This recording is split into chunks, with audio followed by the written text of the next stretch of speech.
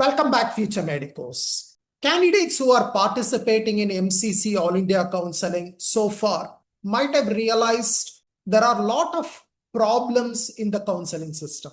There is a lot of confusion. There is lack of transparency. There is delays. There is confusions. You can name it.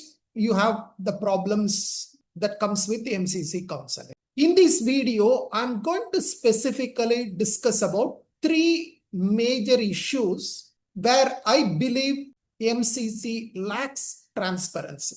Now, the problem with lack of transparency is it might lead to corruption. While I'm not saying currently MCC is corrupted, but if they allow such a lack of transparency to continue, it might lead to some officers get into corruption. So it's very, very important in such a medical admission.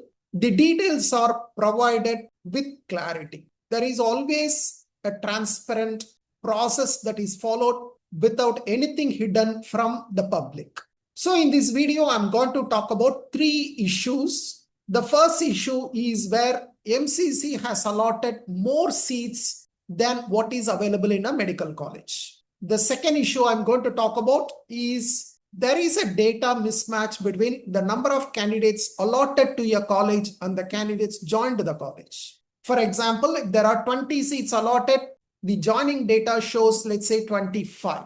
Now, if there are only 20 allotment, how can the numbers add up to 25, right? That's the second problem I have. The third problem is the lack of clarity in the NRI eligible list. Who belongs to priority 1, who belongs to priority 2, there is no clarity. So these are the three major issues I'm going to talk about. I'm going to show you the data. I'm going to show you the information so that this is not just some blah, blah. There are some supporting evidences to show there is lack of transparency. Come, let's start with the issue number 1. Issue number 1 is allotting more seats than what is available in a medical college. Take, for example, in round 1, they have allotted 15 candidates to Government Medical College Anantnag, and they also allotted another 15 candidates to Government Medical College Anantnag. The only difference between the two medical colleges are one is a sentence case or lower case, whereas the other one is upper case. That's all, no difference. Basically, they are the same college. But during some data entry, there was an error and 15 plus 15, 30 seats were allotted to a college where there are only 15 seats available. Now, whose mistake is this? MCC may say, oh, we gave the responsibility to the colleges for data entry. They made a mistake. Yeah, possible. They might have made a mistake. But is it not the responsibility of MCC to check the data entry? MCC is the whole authority that is conducting the counseling. They have connection to NMC. They can get the data from NMC, check what is the data entered by the colleges. If there is a discrepancy, contact the college, ensure that the correct data is entered. Should they not do that? Are they going to just act like a postman? Oh, colleges give me this number. I'm going to just allot. If there is a problem, the students and colleges, you fight it out. Is that the approach MCC is going to take? Again, even after finding this problem, even after highlighting this problem, we don't see what MCC has done. That's what the problem. Even after this has happened, MCC has not come out clean saying how they have addressed this problem. Interestingly, none of the 30 candidates have reported to the college, or at least that's what MCC's data shows. MCC's round 2 seat allotment PDF, if you look at, none of these 30 candidates have reported to the college. So either it is fortunate or lucky that MCC did not face a problem, or I do not know how they resolved it. Anyway, 30 candidates, no one has reported, so that's no problem actually. And round 2, you could see that the seats have been reduced. The uppercase Government Medical College is removed. Now only the sentence case Government Medical College stays. So in round 2, they allotted only 15 seats. In round 2, they have corrected the mistake. But what I am trying to say, when there is such a mistake happening, MCC should come out open and say that this mistake has happened and we have corrected it, and how we have corrected it. It's important to be transparent. Now, this problem did not stop in round 1. There is another college in round 2. You can see that there is a Government Medical College at Bhilwara in Rajasthan. If you look at below, the seat matrix published by NMC. NMC on 15 September has published a complete seat matrix, including the additional seats on new medical colleges approved. They have published a seat matrix. Even in that, if you can see that Rajasthan Government Medical College Bhilwara has only 150 seats in 2024-25 and also 2025-26 only 150 seats. So if you have 150 seats, typically 15% will come to 23 seats. But if you look at round 2, MCC has allotted 46 seats to this particular medical college. Government Medical College Bhilwara, you go and check the round 2 PDF. In round 1, you will see only 23 allotments, whereas in round 2, you will see 46 allotments. Now again, we don't know how they are going to resolve this. In fact, it seems like probably MCC has realized this mistake. That's why there was a notification, but somehow, right, they withdrew that notification. How are they going to rectify? I do not know. Are they assuming that 50% of candidates will not report to the college? Or if all of them, 46 candidates are reporting, are they confident that there will be some supernumerary seats? I do not know. At least MCC should come clean or transparent in this. What happens if the students go to the college, 46 students are there, and then the students are fighting with each other, right? And it becomes a problem. Do MCC want such kind of complications? So this is the first issue I look at.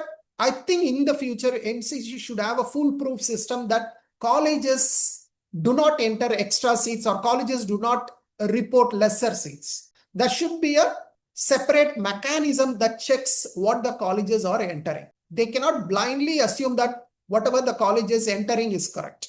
There is a possibility one of the colleges might enter, let's say a deemed university, they have 150 seats, they have applied for 250 seats approval, but they have not got it yet.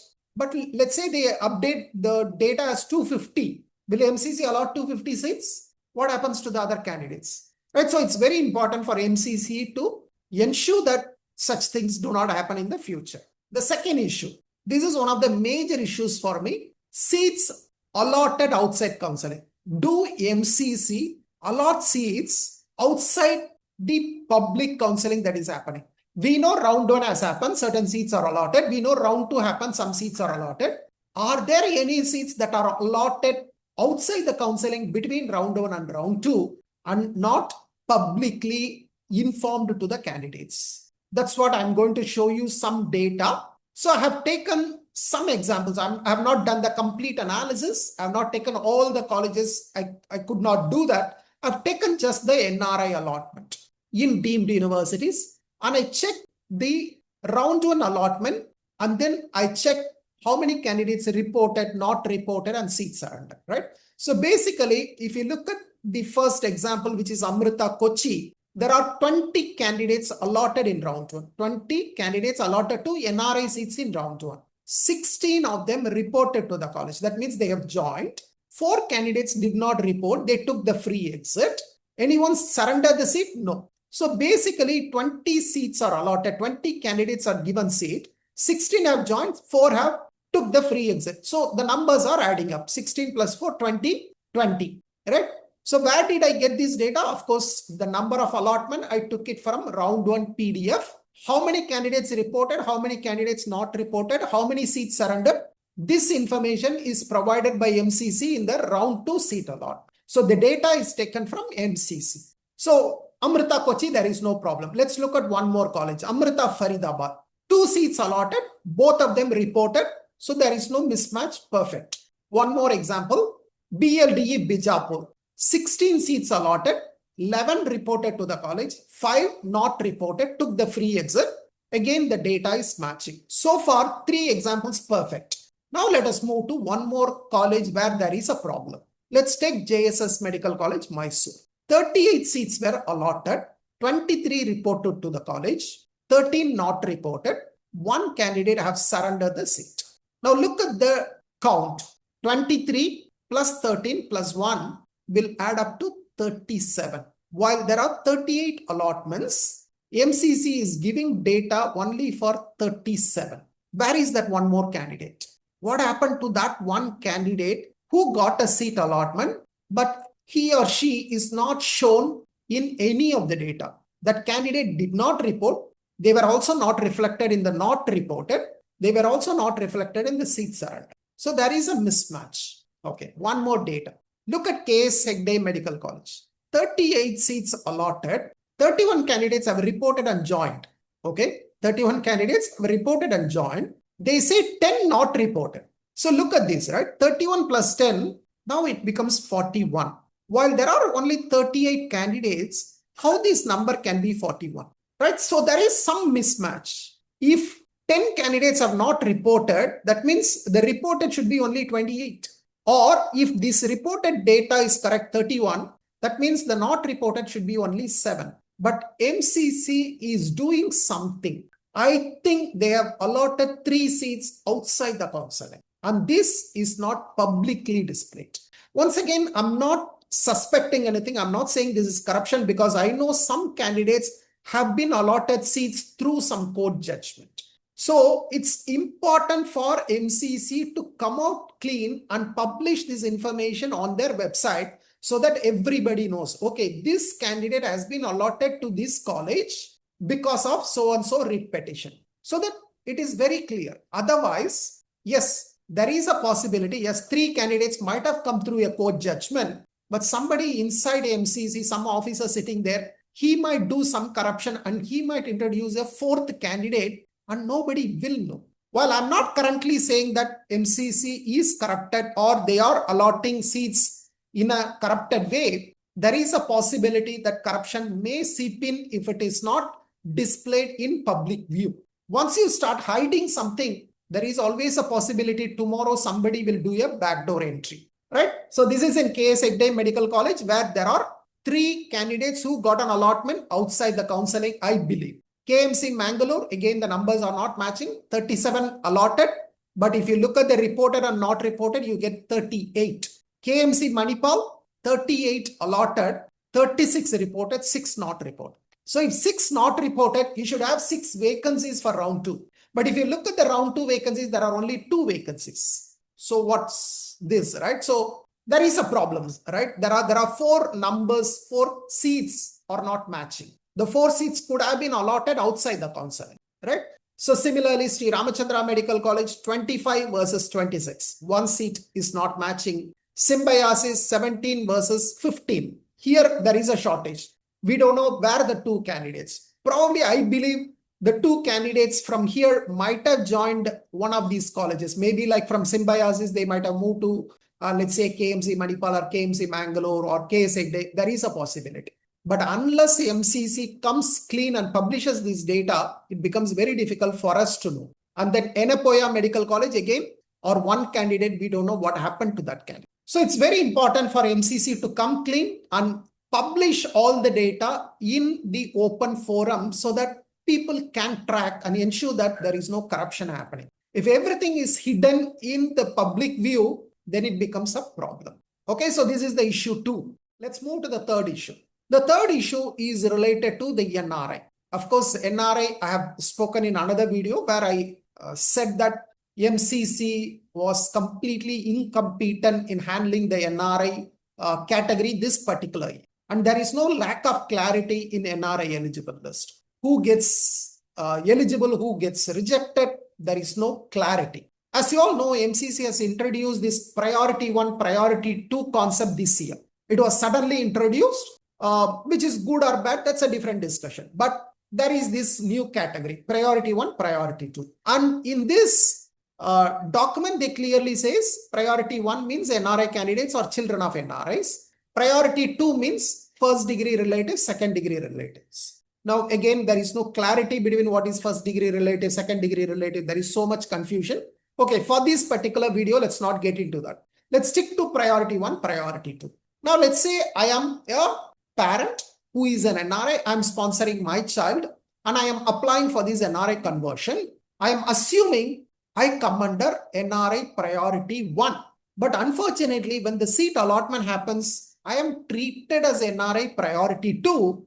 And once again, the problem is we don't know whether we come under priority 1 or priority 2 because MCC does not say anywhere.